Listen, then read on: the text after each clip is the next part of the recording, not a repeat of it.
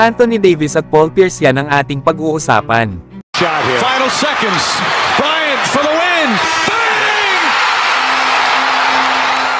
Nako Lakers, maaari daw trade itong si Anthony Davis papunta ng OKC Thunder. Lalo at kulang daw ang kanilang kupunan ng wing defenders at shooting. Para naman daw sa OKC Thunder ay kailangan nila ng isang big man na kayang pangtapat kay Nikola Jokic. At ito nga ang nasabing trade idea ng dalawang kupunan. Na makukuha daw ng OKC Thunder itong si Anthony Davis. Habang makukuha naman ng Lakers itong sila Jalen Williams, Cason Wallace at 4 na first round picks. Nasa trade nga na ito ay tamang-tama daw si Davis sa OKC Thunder.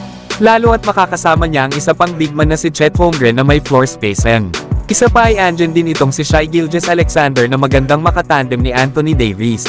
Para naman sa Lakers ay kung gusto nga daw nila na mag-rebuild ay tama lang na i-trade na nila si Anthony Davis na injury prone na nga ito.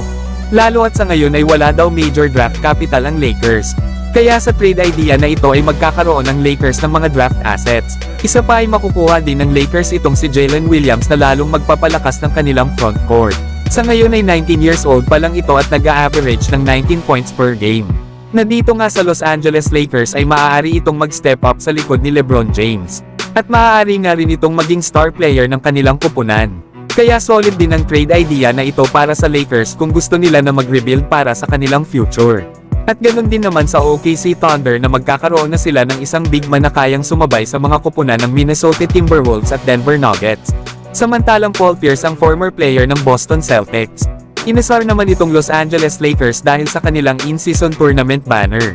Sinabi nga ni Paul Pierce na kung sila nga daw ang nanalo ng in-season tournament, ay hindi nga daw nila itataas ang kanilang banner kaya hayaan na lang daw ang Lakers na gawin nila ito. Para pa kay Paul Pierce ay gagawin lang daw nilang carpet ang in-season tournament banner kung sakali. At ilalagay nga lang daw nila ito sa kanilang hallway or ano paman.